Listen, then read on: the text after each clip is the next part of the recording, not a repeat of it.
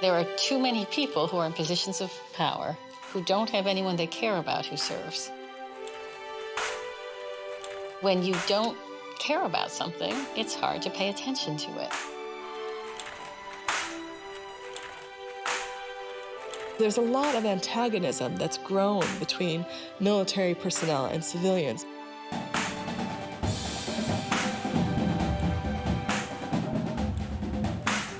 If the military is being used by people that don't understand it, that leads to greater frustration on the military part, and it also leads to misadventures. I do, in fact, believe there is a crisis at hand in U.S. civil-military relations.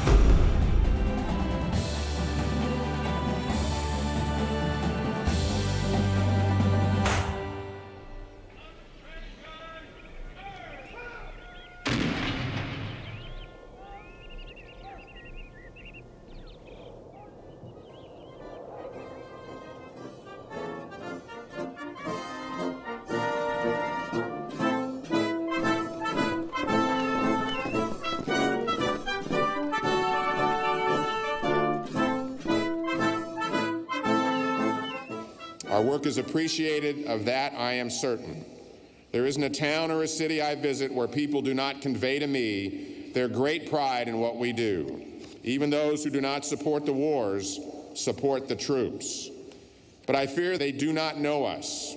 I fear they do not comprehend the full weight of the burden we carry or the price we pay when we return from battle. We're at a place now in civilian-military relations in this country that I would describe as the perfect storm for several reasons. One is that, first of all, the military is so incredibly expensive. It has to be intensively involved in what it's doing, but it's a tiny, tiny minority of the people who are costing everybody a bundle. Incredible sacrifices being brought for not any visible reason, and by the same token, a civilian population that is going about its business. The American military, financed by more money than the rest of the world spends on its armed forces, has arrived at a critical crossroads. The American people, although supportive of their military, are weary of endless and costly conflicts, while those in Washington seem to have lost sight of the price to be paid in taxes and blood. Has the vital link between the citizen, the soldier, and the country's leaders been broken? America has global interests and responsibilities, but it is ignoring a fundamental fact. There is a critical divide at home, a gap that has frustrated our military successes and puts our national security at risk. Time of peace.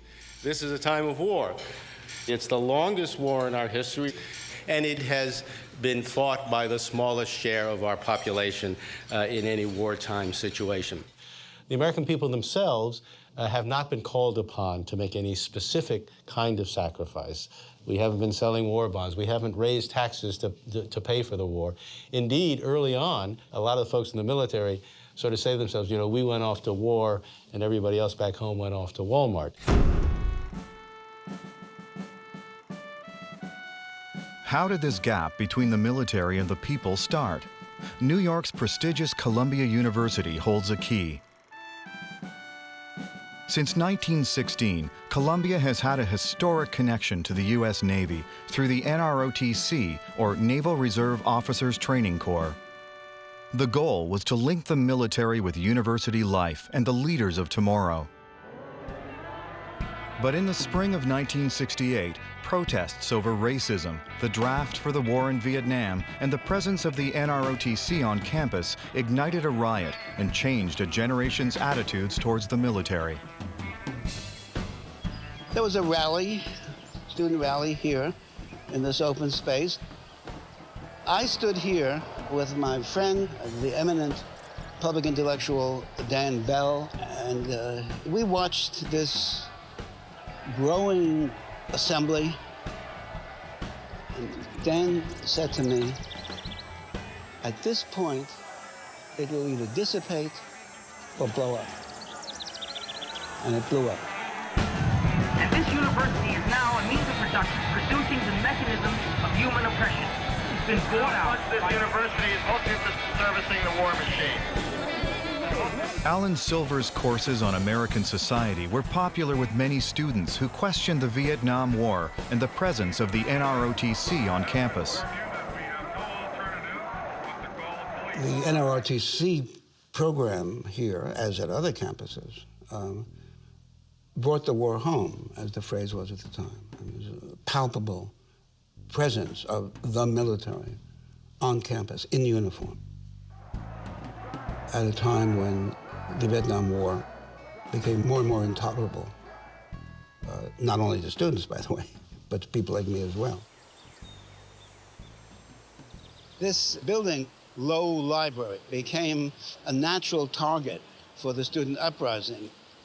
They smashed in the entrance and surged in and occupied the office of the president of the university. The first thing we did when we got into Kirk's office was hit his files. We found a bunch of papers about putting down SDS. By the third day, conservative opponents attempted to end the occupation by force. The faculty tried to stand between the opposing students. At one point, large groups of conservative students, passionately opposed the student uprising, surged here to this building with the intention of cleaning it out by force. We rushed to interpose ourselves between them and the students here. I looked back inside, I saw my students and others breaking up the furniture, getting wooden legs of chairs in arm. We pleaded with the students outside not to attack. I was pretty certain that I was going to go through this glass window. I remember turning to the young man on my right. I don't remember his name, which I asked for, because I wanted to know the name of the person in whose company I was going to die.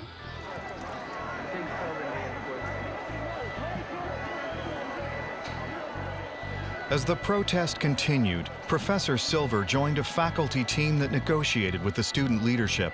He concluded they were actually hoping for a violent outcome to their actions. The major issue at this time was not racial issues, but not even the recruitment on campus by the military or by corporations which did things like make the napalm that was being dropped in Vietnam. The real issue was either amnesty or violence, holding out until the university had no choice but to bring in the police. And the ensuing violence, they thought, would radicalize student body, which was their real objective. And the deal was refused. We came out the window, and what happened, happened. After 8 days, the chaotic, violent end to the standoff occurred. New York City riot police smashed through the barricades and dragged the occupiers out of the building. As a concession to the protesters, the university administration agreed to close down the ROTC programs. Other prestigious universities quickly followed suit. What happened is that the ROTC programs left Columbia, Stanford, Harvard, Princeton, and so on. It was a highly visible event, quote, through the military off campus, unquote. And that memory, among other memories of that time, long lingered in the American public consciousness. The demise of the military's long connection to America's most prestigious schools created a post-Vietnam generation of upper and middle-class leadership divorced from the business of the military and their responsibilities as citizens towards it.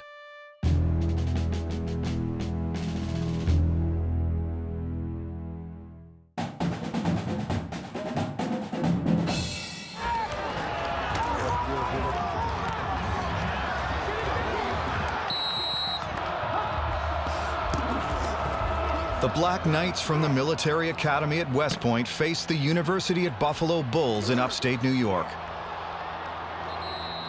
Critics decry the perpetual state of war and the influence of the military-industrial complex. The irony is Americans are less and less knowledgeable or interested in their armed forces.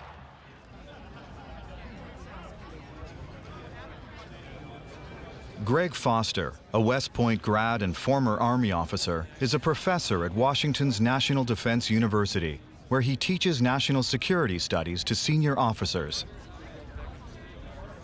Military affairs so heavily and deeply permeate our society that we may appear to have a much closer relationship than I think we actually do. I think there's a very real danger that our society in the main and our professionals in uniform will become estranged from one another. Following your complex enemy attack. We absolutely need a military. Any society interested in self-defense, interested in survival, needs a military. The question then becomes, well, what is the relationship between the military and the society that it defends? Bruce Fleming has been teaching English to midshipmen at the U.S. Naval Academy for 25 years. He has a special insight into their world. Most civilians are unaware of what the military thinks, and that's the result of a conscious choice on the part of the military. It's also part of the fact that increasingly the military tells itself and tells its people that they are morally superior to the civilians whom they're supposed to defend. And that, for me, is the complete deal breaker, and that is the red flag that ought to show us that this military-civilian divide is real and it's gotten completely out of hand. Many civilians who work closely with the U.S. Armed Services see a culture that's increasingly separate, often at odds with the world beyond the gates of the military base. My students come in, they want a military atmosphere. They are drawn to that. They discover that what we are is actually what I call military Disneyland. There's a parade this afternoon, and the tourists come and love the parades. So it's a beautiful thing. But that's from the outside. The tourists don't know what they're actually thinking. I know what they're thinking because I talk to them and I read their papers, and they come and talk to me after hours and in my office.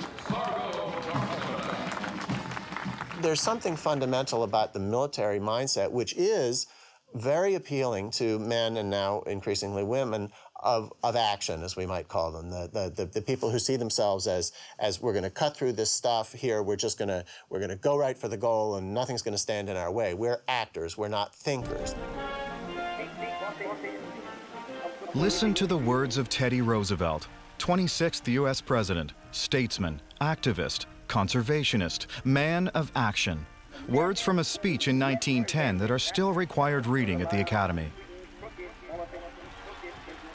It starts off with, it is not the critic who counts, not the man who points out how the strong man stumbles or where the doer of deeds could have done them better.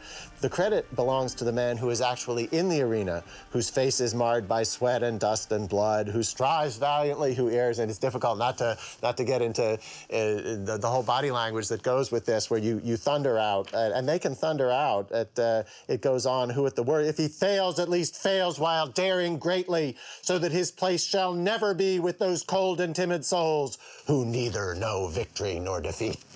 And, you know, that's stirring stuff, and it certainly has an effect on our students, but that's the military mindset. And this is the false dichotomy that is at the basis of the military-civilian divide. I do, in fact, believe there is a crisis at hand in U.S. civil-military relations. There are things going on that have led to internal institutional decay and have created a crisis that has largely escaped public view. This is why I keep emphasizing this notion of true moral superiority on the part of those in uniform, in contrast to the moral arrogance which I witness on a regular basis. Most in uniform are convinced that society as a whole is in a rather advanced state of moral decay, even decadence, and that they occupy some superior moral terrain. 5 days ago, Mike Mullen retired after a distinguished 43-year career in the Navy. And he said on the topic of the military-civilian divide, he said, "I fear they do not know us. I fear they do not comprehend." I came from a culture that absolutely misunderstood military service. Military service, and the culture I came from, was for people who didn't have other options, who needed discipline, or who had an unsettling attraction to power. To violent power. A former White House staffer, Kathy Rotc grew up without much interest in the military. I have a lot of sympathy for people who aren't particularly interested in the military and don't know anything about it, because I was one of them. I grew up in a suburb, Shaker Heights, Ohio, went to Ivy League schools, to Bryn Mawr, to Princeton. In my world, in my background, I had extremely little interaction with anyone in the military. And when I grew up, it was a little suspicious why people joined the military. What would draw someone to that sort of violent-prone career? I am Cadet Claire Miles. I'm from Canisius College. I will be your squad leader for this operation. There are a couple of disconnects. When we asked the question, would you advise a young person close to you to choose a career in the military, the veterans, 80+% say yes. The public, only about 48% say yes. So it's yes, we respect and admire it as an institution, not necessarily for my child or someone close to me. The second 3 whistle blast, that's going to be for Bravo. It's fair to say that the elites in our society are not encouraging their offspring to join the military. And it becomes almost cavalierly easy to, let's say, relegate military functions, war making and the like, to a professional military and not feel any commitment or to have any stake in what they are doing. We're really talking about the leadership class, the opinion shapers and the decision makers, the college professors and the newspaper editors and the people who disproportionately affect society. So you end up with a whole culture of someone has to do it, but not us. People like us. Few words emphasize the divide better than those. The legacy of the Vietnam War, I think, was that going into the military is something a little bit incomprehensible. The predominant view of the military for the majority of the population was this group of poor, exploited people who went into a terrible situation and did terrible things, and nobody gained.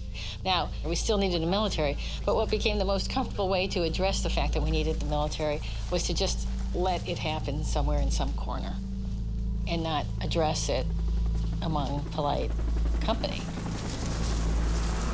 Staying at a farm that women's peace groups bought and now... When I was 19 years old, I protested on an Army base in upstate New York. It was an anti-nuclear protest. We sing songs, we speak to the locals. The locals hate us, they're yelling at us. And I went over the fence and was arrested. It didn't really occur to me until that time that anyone would want to have nuclear weapons in their backyard. So that was a little bit eye-opening. And what's more interesting, to the extent that I'm standing in for the follies of our time, is that I went to graduate school in international affairs.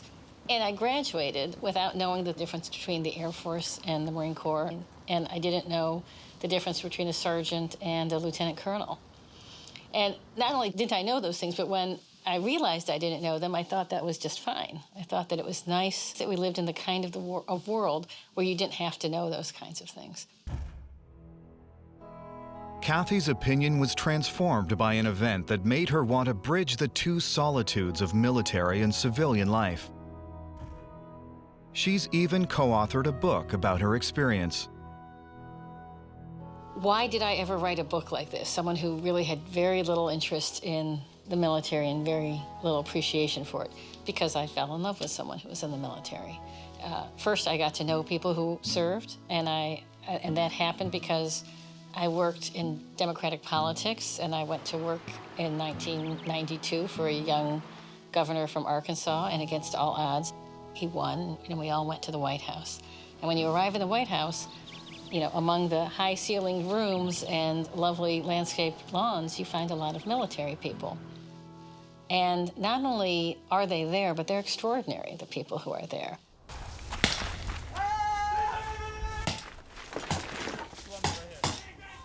It turns out that we all sort of have gotten lulled into the idea that this isn't really our business. It's not our affair. It's the affair of a small number of people who, for various reasons that have to do with predilection or misfortune, are involved with it.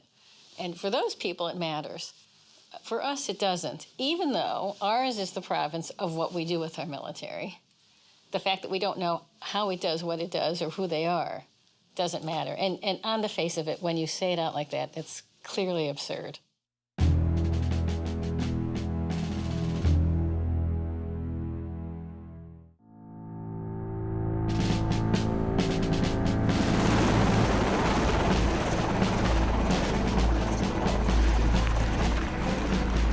The experience that I had and the emotions that I went through when my son was injured in Afghanistan were probably mirrored by many others who had similar things happen to their family, including those who have lost their children or loved ones in Afghanistan. The anger that came about was because I had this sense that while the civilians were quite happy to come up and shake my hand or shake my son's hand and say, "Thank you for your service," we always had that nagging feeling that they didn't really know what they were thanking us for. No one wants to go to Afghanistan for a year. It's not a vacation destination. I remember last year when my husband was in the middle of a one-year deployment to Afghanistan, the thing I heard more than anything else was, why are we even there? And your feeling with that is that, if you don't know, you know, we're actually there for you guys. Now, if you don't know why we're there, then maybe we shouldn't be. Not that we as a country shouldn't be, that maybe we as a family shouldn't be. Because we're not doing this for our health. At the heart of the civil-military divide is the matter of civilian control of the military, and the question of who makes the strategic decisions to deploy those who serve on our behalf. The question on the table is, what's the problem here? Why should we be worried about the military-civilian divide? If civilians don't actually understand what the military is all about, they're much more prone to misuse it. That leads to greater frustration on the military part, and it also leads to misadventures. If the people who are directing the military don't really know what the military does, then what happens?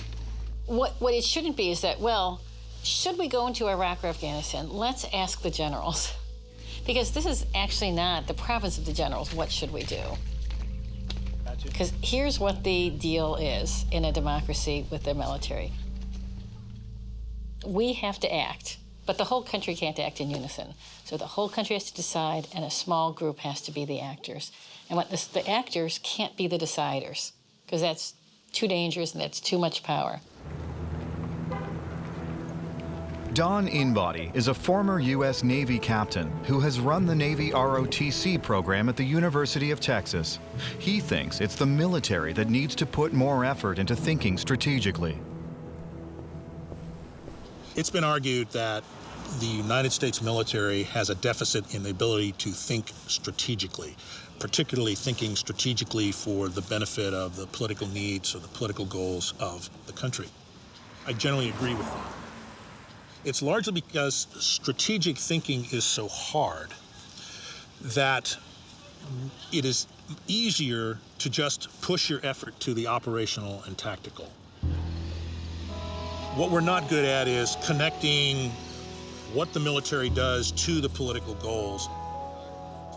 Politics cannot be removed from military decision-maker. If we go back to Clausewitz, war is politics by other means.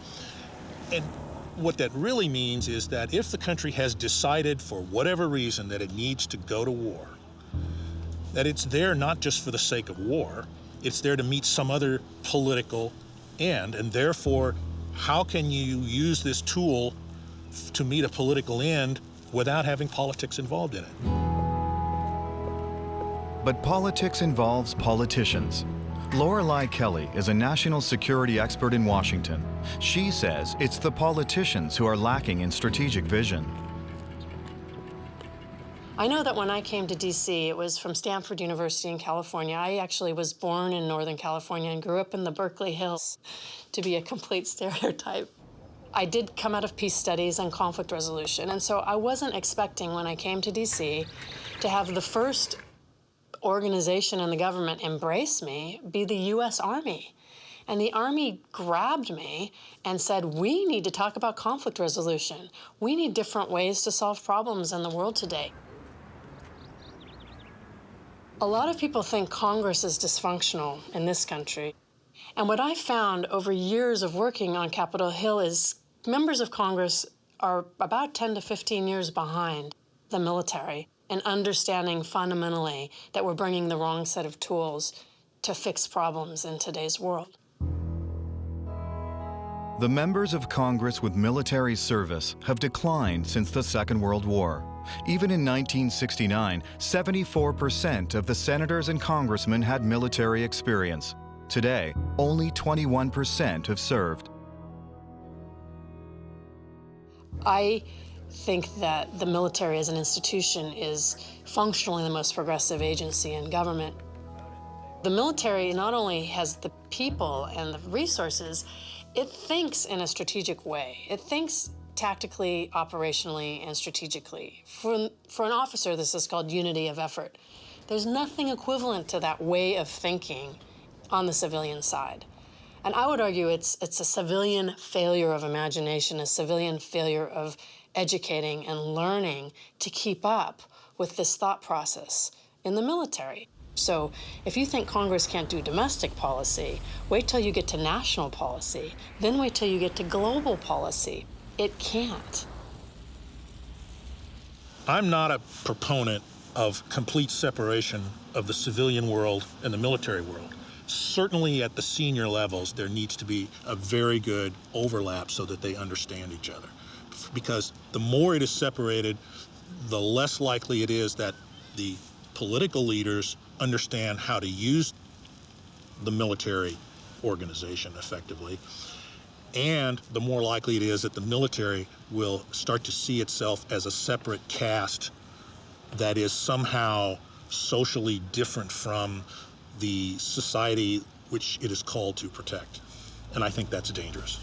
It's not a matter of punishing their success. My ideal state of civil-military relations envisions a strategically effective military whose leaders provide strategically sound advice, not just militarily sound advice, to strategically competent civilian officials or civilian authorities who themselves are representative of and answerable to a civically engaged and strategically aware public. That is always ready and always dominant. When the parties to this three-way civil-military relationship do not have their expectations of the others met, it can have the ultimate effect of leading to strategic debilitation. And what I mean by that is the inability of the country to achieve its strategic aims. And by that I'm talking about global security and some kind of lasting universal peace.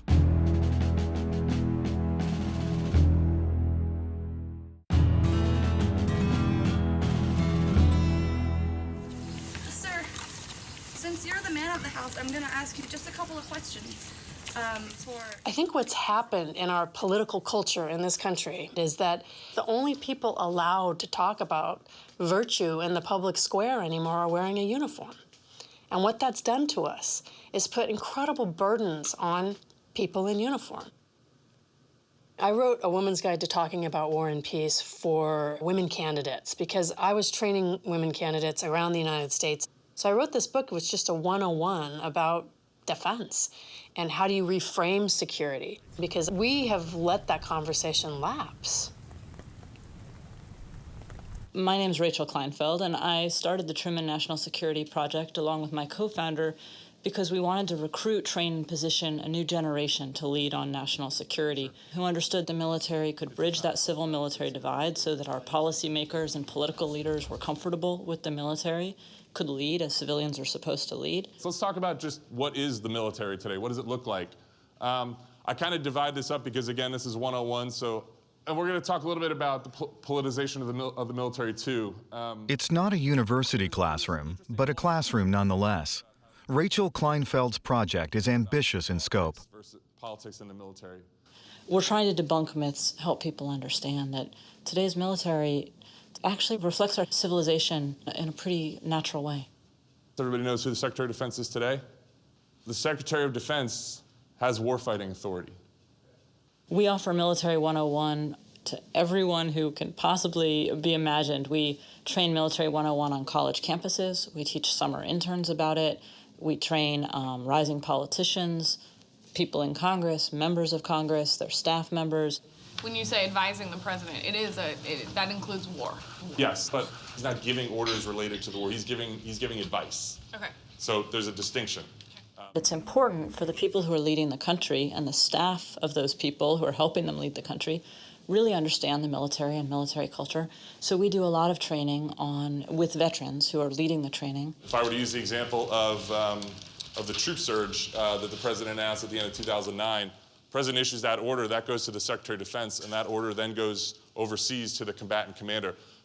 Did the Joint Chief of Staff have a I think that the solution to our problem of a disconnected civil and military part of society is for us to bridge that gap, is for us to make the connection. And what seems natural to me is that the family is the connection. I'm not in the military, but I'm awfully darn close to it. So each of us who is a family member is a connection, is a bridge. Along with other military spouses, Kathy Rotc set up Blue Star Families to support the families of those in the military. We decided to start Blue Star Families because there was no way for the voice and the experience of the military family to be heard. Military family members don't belong to DOD. We're not in the chain of command. So we felt the need to create a platform so that families could be part of the discussion. So we engage with the country in a lot of ways. I mean, one is that we make partnerships with people who don't usually partner with the military. Blue Star Families has attracted star power to bring public attention to issues facing military families. The Duke of Cambridge.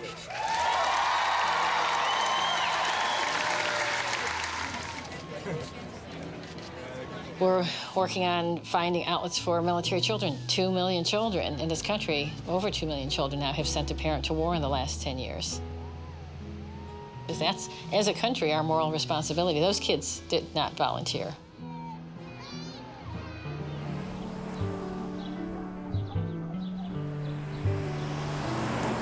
There are other encouraging initiatives. Causes and roots driving the conflict there. Lisa Shirk is with Eastern Mennonite University in Virginia and works with humanitarian organizations in many of the conflict zones where the U.S. military is active. With us to support peace in this region. Mennonites traditionally have been conscientious objectors, which means they don't serve in the military. The Mennonites have a tradition of working for peace on the front lines of conflict for decades, if not hundreds of years. Peace doesn't land in a helicopter.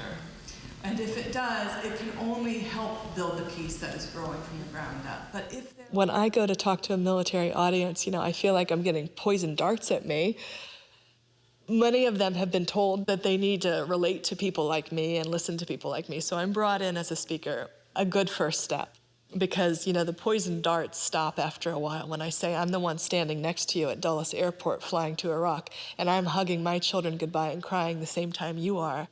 And I value and respect your expertise, and I hope that you value and respect my expertise, and you don't call me naive or, a tree hugger or diminish somehow my value set as saying, because there's a lot of antagonism that's grown between military personnel and civilians. Lisa's outreach efforts with the U.S. military, however, have attracted criticism from many civilian organizations. As somebody who actively reaches out to the military and who talks and builds relationships and facilitates dialogue, I'm often criticized by particularly NGOs, non-governmental organizations who've had very bad experiences working with the military in Iraq and Afghanistan. They don't want to have anything to do with the military, and they have very negative stereotypes and perceptions of military personnel. I think many military leaders think that I'm going to help them accomplish what they see as the mission of hunting down and killing by understanding the local territory better. And I understand that that's a danger, that people can perceive my work that way. What I think I am doing is reducing the possibility of civilian casualties and of reducing the offensiveness that that goes along with a huge military presence in a country where it's not welcomed, like in Iraq and Afghanistan. Back in Harrisonburg at EMU, Lisa is bringing her students together with ROTC students from other campuses. There's a simulation that I run for classrooms of students with ROTC students, students studying development, global development, students studying political science who want to be foreign service officers, and students who are studying sort of peace activism and this type of thing. So I think the more kinds of co-education, dialogues, simulations like that we can do at universities, the better off we'll be. Let's think about this logically. What is the first thing you want to replace? Security, sir. Maybe not. Not just yet. All right? Because what's the task and purpose of security? My dream has always been, for example, to have ROTC officers and peace studies students create joint programs on campus. And I say this because I've taught classes at West Point, the U.S. Military Academy, and at Stanford, I taught peace studies. And we pretty much taught the same kind of grand strategic goals. And there's so much in common. And it's at the social and political level where these divisions happen, and they're false divisions. The biggest idealists I know are in uniform. And somehow that's lost on the public.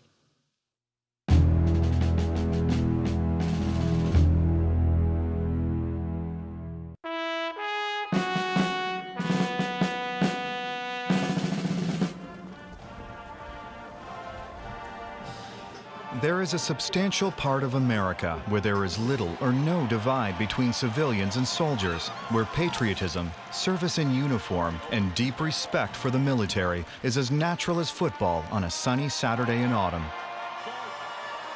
Texas prides itself on many things. Among those it's most proud of is a long martial tradition that continues to this day. And not just when the University of Texas Longhorns take to the field.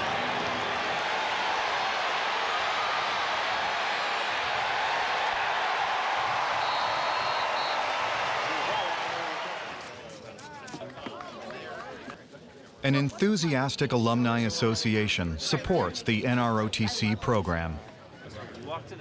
We're blessed to have a really supportive alumni group that has, in the last 10 or 15 years, they've really gotten very proactive in raising funds. I have a great job, as many of you know. But I get to go to work every day, work with America's youth who have made a decision to serve. And I get to watch them. I'm J. Weldon Koenig, John Weldon Koenig. I grew up on a farm about 60 miles from Austin in a little town of LaGrange out in the countryside. We got up every morning about 5 o'clock and did cattle and went in the field, worked 7 days a week, 365 days a year. And I said, there must be something else. And I finished high school and then ended up here in Austin as an ROTC student because it gave me an opportunity to go to school. Because we didn't have any money. I mean, we didn't owe anybody anything, but we had no cash. I volunteered for the submarine force and was accepted, and I ended up in the nuclear power program, and the rest is history. The opportunity to come together today, let us pray. Admiral Koenig served for 30 years in the U.S. Navy and continues to be involved as an active participant in the Navy ROTC program. Our Father, let us thank you for giving us the strength and endurance that we need. There has always been a little bit of esprit de corps here.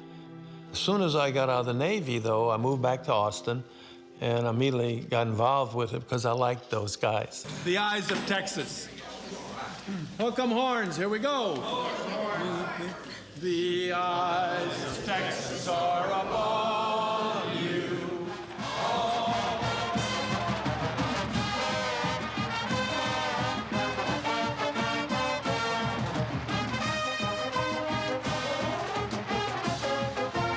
For Texans, we think we're bigger than life, and we really aren't, but we like to do stuff and make stuff happen.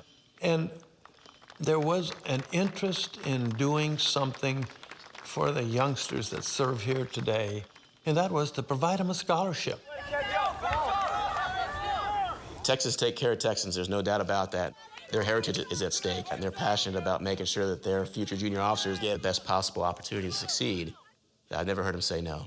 Now, I also think China is much less dangerous than the Soviet Union was during the Cold War. Well, where I grew up, in East Texas, Kilgore, Texas, there's a strong support for the military. We're very patriotic there.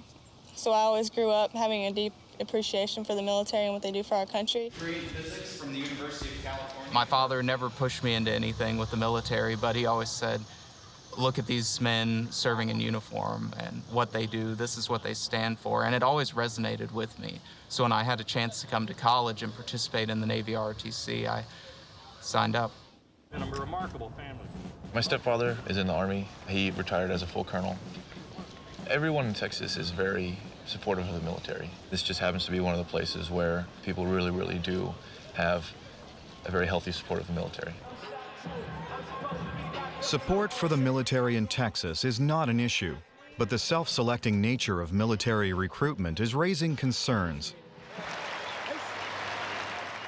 My name is Lieutenant Colonel Joseph Kopser. I'm in the United States Army, and I am the professor and chair of military science. So I lead Texas Army ROTC here on campus with just over 100 students that are training to be second lieutenants in the United States Army. If you look at the students, for instance, in my classroom, of the seniors that I have, 18, almost all, I would say 15 to 16 of them, are actually sons and daughters of military service members. But if we have this never-ending cycle of children of sons and daughters of military serving, and we don't keep and bridge that gap with the rest of society who don't have a military background, that's a real concern, and that's something that could erode the civil-military relations over the coming decades. Is the concentration of ROTC programs in areas that are already culturally supportive of the military also an issue? Washington, D.C.-based analyst Cheryl Miller has monitored the north-south and east-west divides involving the U.S. military presence on university campuses.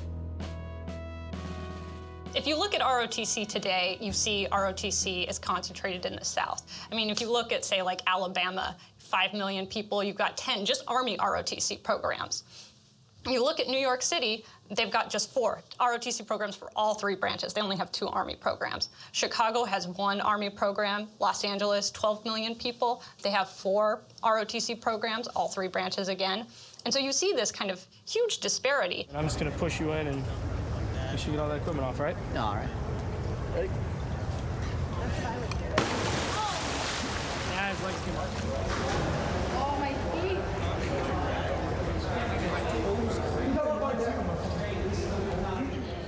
The Reserve Officer Training Corps is a program that has been deeply embedded in our society and serves an important function by providing some regular interaction between civilian society and the military.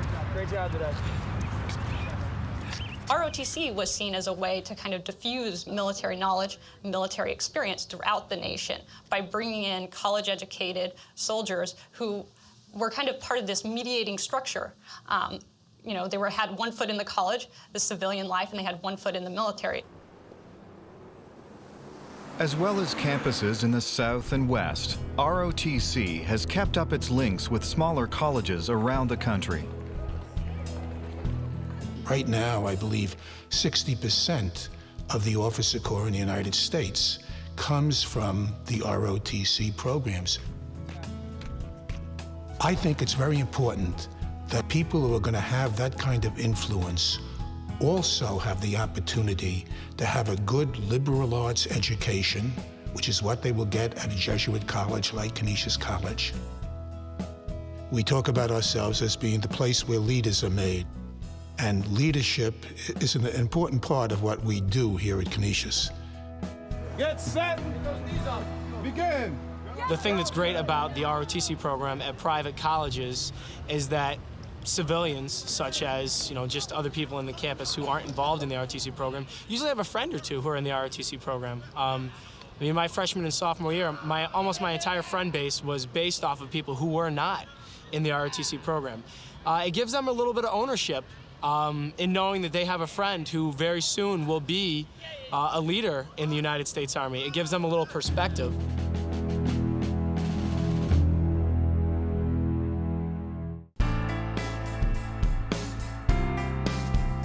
Focus on one point at a time. Figure out what point you're going to go get. Focus on that, and don't worry about the time. Just go get that point. It would be beneficial for the military to think about going to places like Columbia University, which has an Arabic program, has a program in Mandarin, great sociology, anthropology, all these kinds of programs that could help promote the cultural competency that the military so desperately needs and is looking for without much success, in part because where it is right now. Looking at places like New York City, where you have a diverse population, you have a population that brings in heritage language skills. Cultural competency is a way of life for them. They don't need to have a course in it. They're ready. My name is John McClone, and I'm a student at Columbia. John grew up in Georgia, where his father was in the Air Force. I joined the Army in 2003, and I served 4 tours in Afghanistan and 1 in Iraq with the Army Rangers. I joined the Army Rangers because I want to be with the best going overseas. If I want to go to combat, I want to make sure that the person to my left and right were the absolute best people possible for that position. Or live longer than the people that go through it all. That's me. I'm at the end. As a student vet, John wanted to continue his military training, but the Reserve Officer Training Corps program has not been offered at Columbia University since the events of 1968. We just killed a bad guy. I took an Army ROTC scholarship to attend Columbia University, but I do my ROTC at Fordham University, where eventually I rose up to the rank of cadet battalion commander. My platoon sergeant, when I told him I was going to Columbia University, he was very opposed, and he said it was extremely, way too liberal. However, John was determined to attend Columbia and determined to bring the ROTC back. The traumas of '68 were very real for the military. I mean, whether they're deserved or not, they have this idea that the military is not welcome on campus. We can prove otherwise. In 2011, the Obama administration repealed the policy of Don't Ask, Don't Tell, giving gay Americans the right to serve openly in the military. As a result, staff and students at Columbia voted to allow ROTC back on campus. Make sure the canteen tops are closed and it's not gonna hang off. Alan Silver has been a leading advocate for its return. Is that clear? 40 years or more after the Vietnam time, the real obstacle to the return of ROTC was simply the then existing legislation prohibiting a military service by open homosexuals. I never felt that there would be a severe problem in bringing back ROTC once that legislation was repealed. There are some faculty who feel that the mere presence of ROTC is not appropriate at universities. I welcome the freedom of dissent. They have been overruled. They've been outvoted. Once Stanford, Yale, Harvard opened, we would be stand forever as the University of 1968, were we to keep ROTC off campus in this setting. That would be absurd. The NROTC's return to Columbia is a victory for people like John McClelland, who have campaigned hard to train at the university of their choice. I'm delighted to help further debates about the ROTC and Columbia. Here we take the brightest students from all corners of the world and all corners of America, and we put them here on this campus to really take everything in. And what we're trying to do here is we're trying to create an extremely diverse environment to include the military. Columbia just attracts such a diverse crowd of people, diversity of opinion, diversity of ethnicity and race, diversity of background.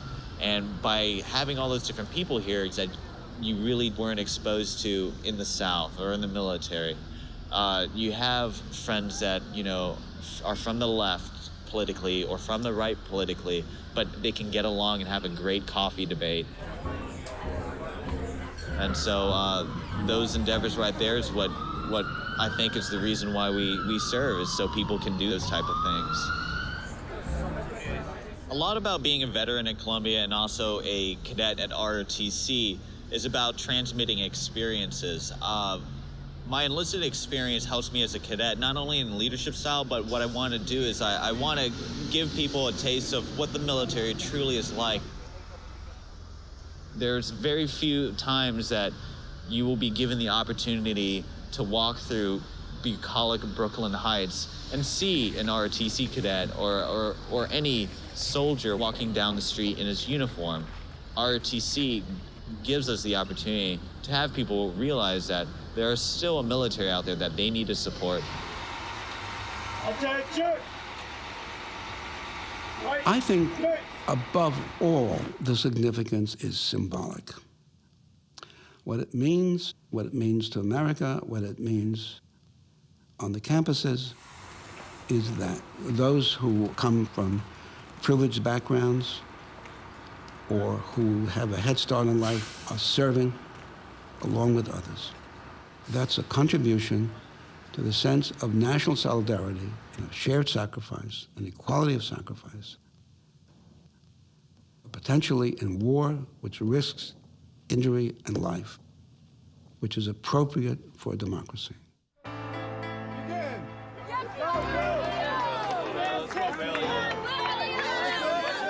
Bridging the civil-military gap involves strategic and moral questions that warrant discussion in a democracy. Come on, give me 71. But first, the armed forces and the people they serve must regard each other with awareness and mutual respect. Restoring officer training to as many universities as possible could be a crucial step in making that connection.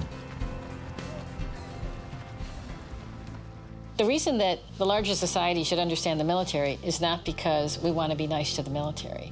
It's because we want to be a successful country.